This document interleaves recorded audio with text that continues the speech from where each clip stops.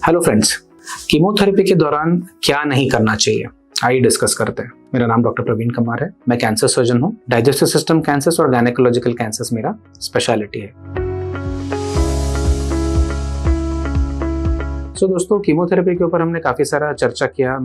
हमने जो general guidelines या जनरल ये गाइडेंस चाहिए उसके ऊपर हमने काफ़ी सारा चर्चा किया। हेयर लॉस, वीकनेस, ये सब टॉपिक्स के ऊपर। ऐसे ही एक और इम्पोर्टेंट टॉपिक है कि कीमोथेरेपी के दौरान क्या नहीं करना चाहिए। तो मैं पॉइंट वाइज पॉइंट्स डिस्कस करूँगा। काफ़ी सारे टॉपिक्स हैं, अगर आपको चाहिए तो आप नोट भी बना सकते हो इन चीज़ों का। दोस्तों, सबसे इम्पोर्टेंट ये डिस्कशन होता है डाइट के ऊपर कि कीमोथेरेपी के दौरान क्या खाना चाहिए, क्या नहीं खाना चाहिए। तो आपके जो मेडिकल ऑन्कोलॉजिस्ट हैं और उनका टीम है, डेफिनेटली आपको एक लिस्ट देंगे कि आपको कौन से टाइप का डाइट खाना चाहिए और कौन से टाइप का अवॉइड करना चाहिए। मैं आपको सिर्फ एक जनरल आइडिया देता हूँ। तो एक है कि आपको हार्ड खाना नहीं खाना चाहिए, जैसे टोस्ट हो गया या मतलब हार्ड ब्रेड हो गया या चिप्स हो गए। इससे क्या है ना, मुंह के अंदर जो लाइनिंग है ना वो छिल सकता है। और जैसे आपको पता है, कई सारे कीमोथेरेपी में मुंह में छाले होने का वगैरह रिस्क पहले से ही रहता है और जो अंदर का जो लाइनिंग है ना बहुत डेलिकेट हो गया रहता है। तो आप कोई ऐसे हार्ड चीज़ खाओगे ना, इससे ये इंजरी होके प्रॉब्लम दे सकता है आपको। दूसरा एक और चीज़ है वैसे कि बहुत ही गर्म खाना नहीं खाना चाहिए। इससे भी आपको सेंसिटिविटी हो सकता है या मुंह के अंदर छाले पैदा हो सकते हैं, क्योंकि ऑलरेडी ये सब एरिया वीक हो गया। ऐसे ही ज़्यादा मसालेदार और एसिडिक फूड भी नहीं खाना चाहिए। जैसे सिट्रस फ्रूट्स है ना, खट्टा वाला आपको चीज़ नहीं खाना चाहिए, क्योंकि ये सब चीज़ों से जो ऑलरेडी अगर मुंह में छाले हुए हैं तो आपका तकलीफ बढ़ सकता है। कई सारे कीमोथेरेपी के दौरान ना ग्रेप्स खाने के लिए सख्त मना ही रहता है, क्योंकि जो ग्रेप्स में जो केमिकल्स हैं ये कीमोथेरेपी के ड्रग्स के साथ एक्ट कर सकते हैं। तो अंगूर हमें डेफिनेटली अवॉइड करना चाहिए।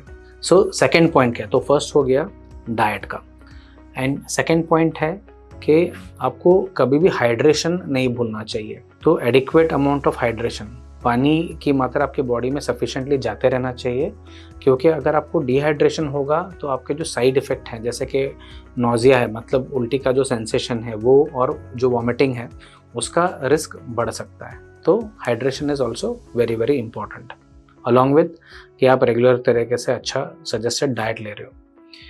तीसरा चीज़ है हैबिट रिलेटेड, कि स्मोकिंग और ड्रिंकिंग को 150% अवॉइड करना, क्योंकि ये सब चीज़ों के जो केमिकल्स हैं डेफिनेटली कीमोथेरेपी के ड्रग्स के साथ एक्ट तो करते ही हैं, इनके खुद के भी साइड इफ़ेक्ट हैं, और अल्कोहल के साथ स्पेशली डिहाइड्रेशन का अगेन रिस्क बढ़ता है, जिससे वॉमिटिंग का रिस्क आपका बढ़ जाएगा।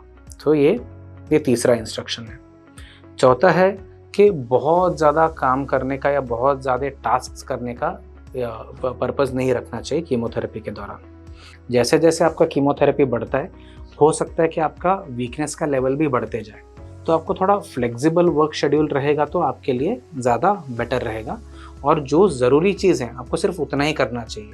जो ऑप्शनल चीज़ें हैं ना, इसको आप अवॉइड करोगे तो क्या होगा ना, आपका बॉडी में जो ज़रूरी एनर्जी बना रहना है वो आपका रिजर्व रहेगा, ताकि आपको unnecessary end of the day drain out ना महसूस हो। ये एक इम्पॉर्टेंट इंस्ट्रक्शन है। ठीक इसी तरह पब्लिक प्लेसेस डेफिनेटली अवॉइड करने जहाँ पे ज़्यादा क्राउड है, क्योंकि आपको पता नहीं इसमें किसको खांसी है, किसको सर्दी है, किसको क्या इन्फेक्शन है, और कीमो के दौरान आपका इम्यूनिटी वैसे ही डाउन रहता है। ऐसे पब्लिक प्लेसेस आप कोई भी इन्फेक्शन पकड़ लोगे तो आपका कीमोथेरेपी डिले हो सकता है, आपको कई बार हॉस्पिटल में एडमिशन होने का भी नौबत आ सकता है। तो public places, crowded places, unhealthy places जो है ना, इनको पक्का अवॉइड करना है आपको। ठीक इसी तरह अगर समझ लीजिए कि कोई बीमार आदमी है, फैमिली में हो या आपके नेबरहुड में हो, इनको आपको पक्का अवॉइड करना है कीमोथेरेपी के दौरान, सेम रीजंस के लिए, क्योंकि आपका खुद का इम्यूनिटी इसमें डाउन रहता है। नेक्स्ट पॉइंट है कि प्रेगनेंसी को भी कीमोथेरेपी के दौरान अवॉइड करना है। आप इसके लिए ओसी पिल्स नहीं ले सकते, बट आप बैरियर प्रोटेक्शन आपको यूज़ करना चाहिए, जैसे कॉन्डम है या फीमेल कॉन्डम है, इसको इस्तेमाल करना चाहिए। प्रेगनेंसी को डेफिनेटली अवॉइड करना चाहिए। एक तो है कि इससे आपका जो बॉडी में जो बच्चा है वो जो पलेगा उसमें कीमोथेरेपी के साइड इफ़ेक्ट आ सकते हैं, और दूसरा है कि प्रेगनेंसी के चक्कर में आपके कीमोथेरेपी में भी काफ़ी प्रॉब्लम्स आ सकते हैं। तो इसके लिए आपको ये अवॉइड करना चाहिए।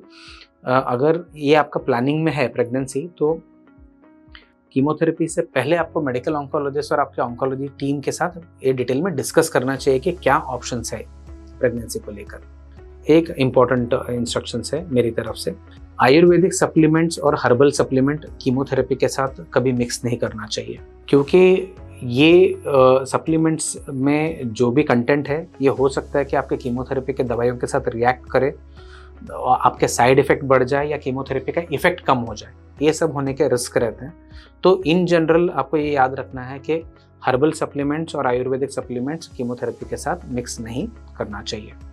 ठीक इसी तरह कोई भी आपको सप्लीमेंट लेना है, ना कि सिर्फ हर्बल सप्लीमेंट्स की बात नहीं कर रहा हूँ मैं, कोई भी आपको सप्लीमेंट लेना है, आपके मेडिकल ऑन्कोलॉजिस्ट से आपको एक बार इसके लिए क्लियरेंस लेना चाहिए कि क्या ये सप्लीमेंट्स आपके लिए ठीक रहेंगे। ये आपके लिए बहुत ज़रूरी है। ठीक इसी तरह वैक्सीनेशन आपको अवॉइड करना है। कोई भी तरह के आपका कीमोथेरेपी चल रहा है, आपको किसी ने बोल दिया कि फ्लू का वैक्सीन लेना है या सर्वाइकल कैंसर के लिए वैक्सीन लेना है, ये सब अवॉइड करना है, क्योंकि ये सब वैक्सीन्स में लाइव ऑर्गेनिजम्स रहने का चांस रहता है, और जब आपका इम्यूनिटी डाउन है तो वैक्सीन से आपको हार्मफुल साइड इफ़ेक्ट होने के रिस्क ज़्यादा हो जाते हैं।